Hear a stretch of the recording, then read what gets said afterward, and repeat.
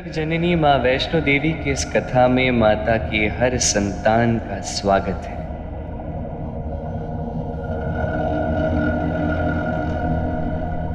मनोकामना पूर्णा के मनन की, शेरावाली की शरण की।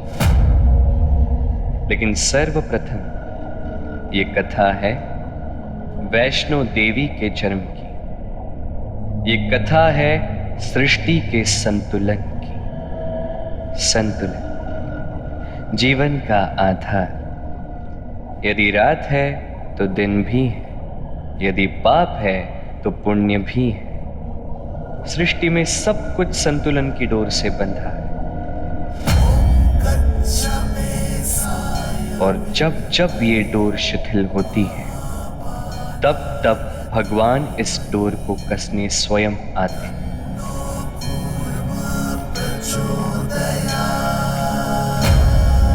कभी मत्स्य बनकर धरती का प्रक्षालन करते हैं, तो कभी कूर्म बनकर समस्त भार स्वयं धारण करते हैं। वैष्णो देवी के जन्म का कारण भी ये संतुलन ही था, क्योंकि जिस दिन पाप के चरम ने जन्म लिया, उस दिन पुण्य के चरमोत्कर्ष का जन्म भी अनिवार्य हो गया था। वो समय था जब अमृत की इच्छा से देवताओं और असुरों ने सागर मंथन करने का निर्णय लिया। मतनी बने मंदरांचल पर्वत पर डोरी नाग वासुकी, और मंदरांचल का भार उठाया नारायण के द्वितीय अवतार श्री कूर्म ने। वासुकी का एक छोर पकड़ा देवताओं ने, तो दूसरा पकड़ा असुरों ने। एक ओर से देवराज इंद्र खींचते और दूसरी ओर से सारे असुरगण। और इसी घर्षण में आरंभ हुआ सागर का मंथन।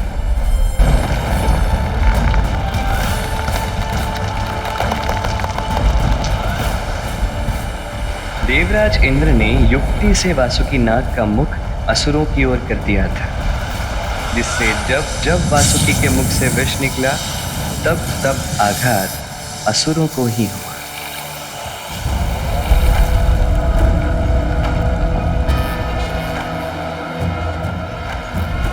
असुरों ने क्रोध रूपी रक्त के घूंट पिए और ये मंथन चलता रहा, क्योंकि क्षुधा किसी रत्न या किसी उपहार की नहीं थी। प्रतीक्षा केवल अमृत की थी।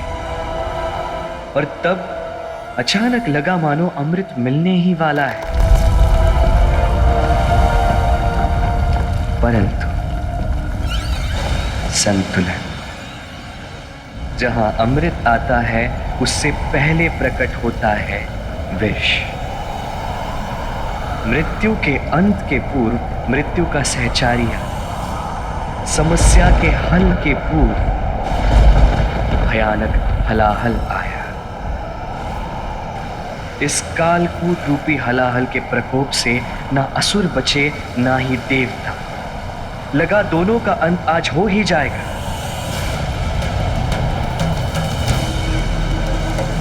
किंतु जब जब संकट अचल लगे, तब संहारक अचलेश होते हैं। जब प्राण संकट में हो, तब तारक महादेव होते हैं।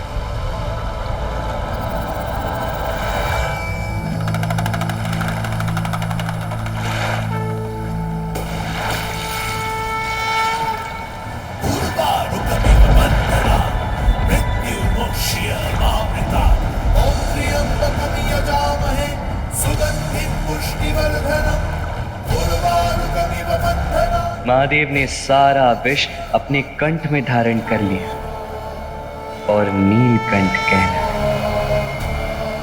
लेकिन इसी बीच हलाहल की कुछ बूंदें सागर के गर्भ में समा गई। काल को कूटने में सक्षम वो कालकूट एक बीज बन के छिप गया। आरंभ हुआ काल का कलुषित होना, जन्म हुआ कली का।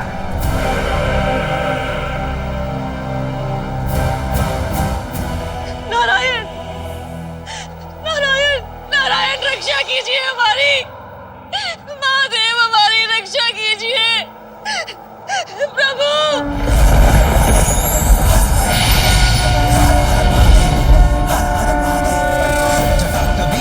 जलं प्रवाह पावितस्कले कले बलं विलंबिताम्बुजंग तुंग मालिकाण्डमड्डमड्डमड्निनाद वड्डमर्वयं चकार चंद तांडवं तनोतु न शिव शिवम्।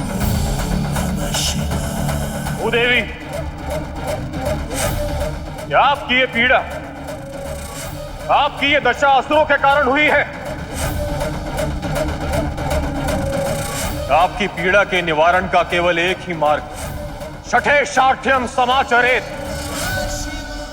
दुष्टों के संग दुष्टता ही शोभे।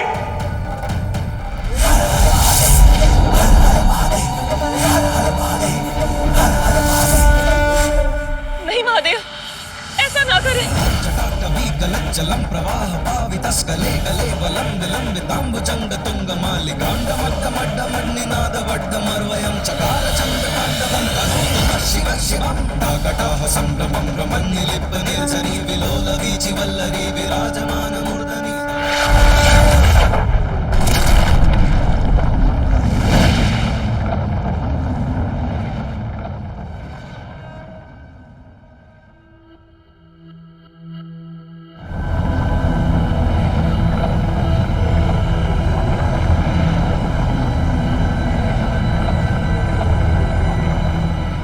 महादेव, ये उचित नहीं किया आपने। आपका त्रिशूल प्रलय मचाएगा।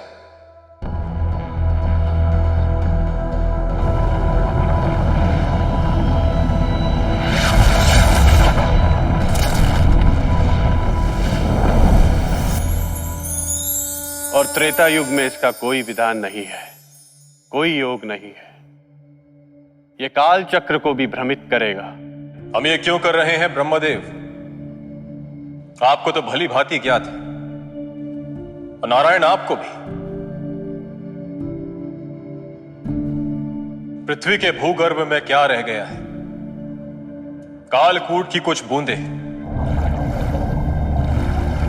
वही कालकूट जो विषपान करते समय हमारे हाथों से छलक गया था। आने वाले युगों में यही कालकूट काल को भी काला कर देगा और उसी से कली का जन्म होगा। वही कली तीनों लोगों पर राज करेगा और उसी के नाम से वो युग कलयुग कहलाएगा। किंतु महादेव, अपनी जिज्ञासाओं पर अंकुश लगाइए इंद्रदेव। हम स्पष्ट कर रहे हैं,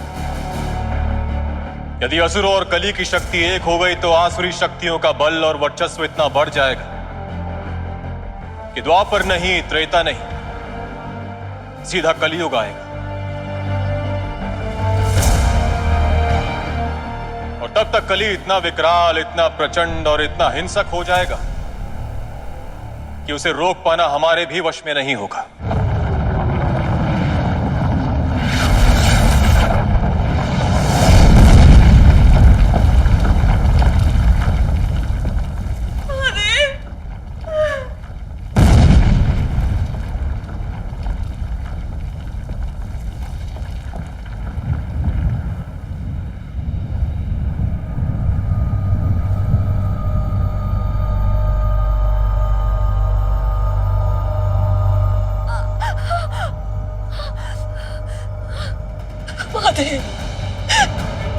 कुछ क्षणों की पीड़ा है देवी,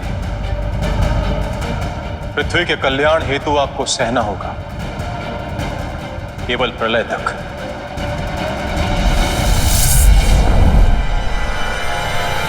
नमस्ते गरुडारूढी, कुलासुरभयङ्करी,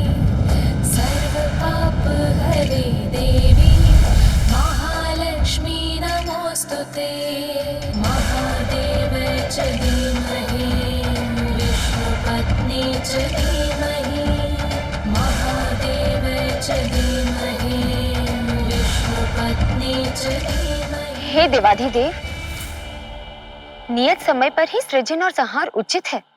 नियत समय से पूर्व और पश्चात किए गए कार्य का परिणाम मधुर नहीं होता। इसलिए आपसे विनम्र आग्रह है, अपना त्रिशूल लौटा लीजिए। इस भीषण अनिष्ट को होने से रोकिए। मानव जाति संतान है हमारी। मानवों को असुरों ने पथभ्रष्ट कर दिया है देव। असुरों की ही भांति मनुष्य हिंसा, रक्तपात, व्याभिचार, पाप और अधर्म के अंधकार में इस प्रकार से मग्न है कि उसने हमारी संतान कहलाने का अधिकार ही खो दिया है। इस असंतुलन और विध्वंस को यदि रोकना है तो आज का ये प्रलय अनिवार्य है। महादेव, आप तीनों पिता हैं जगत के, किंतु हम माँ हैं और माँ का दृष्टिकोण भिन्न होता है। अपनी संतान के लिए एक पिता का दंड मृत्यु और संहार तक जा सकता है, पर हमारी ममता हमें ऐसा कोई विकल्प नहीं देती। जो सृजन की पीड़ा उठाती है वो उसका अंत नहीं चाहती। वो अवसर देती है, प्रयास करती है उसे सही मार्ग पर लाने का। समस्या पापी की नहीं है, किंतु उसके भीतर छुपे पाप की है। हम ये मानवता की रक्षा के लिए ही कर रहे हैं देवी, और हम ये मानवों की रक्षा के लिए कर रहे हैं। बिना मानवता के मानवों का अस्तित्व ही कैसा, और बिना मानवों के मानवता का अस्तित्व कैसा? देवी लक्ष्मी, यह असुर रक्त बीज जैसा है। इसके रक्त की प्रत्येक बूंद एक नए दैत्य को जन्म देगी। हे महाकाली, आपकी आवश्यकता आन पड़ी।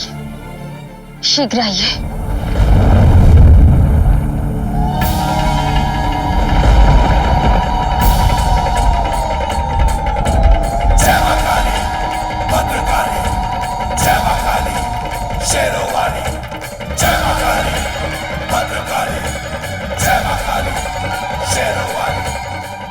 ब्रह्मदेव, यदि कोई रक्त बीज आया तो सिंहनाद कर पुनः रक्तपान करूंगी मैं। महाकाली, किंतु आपका निर्णय क्या है?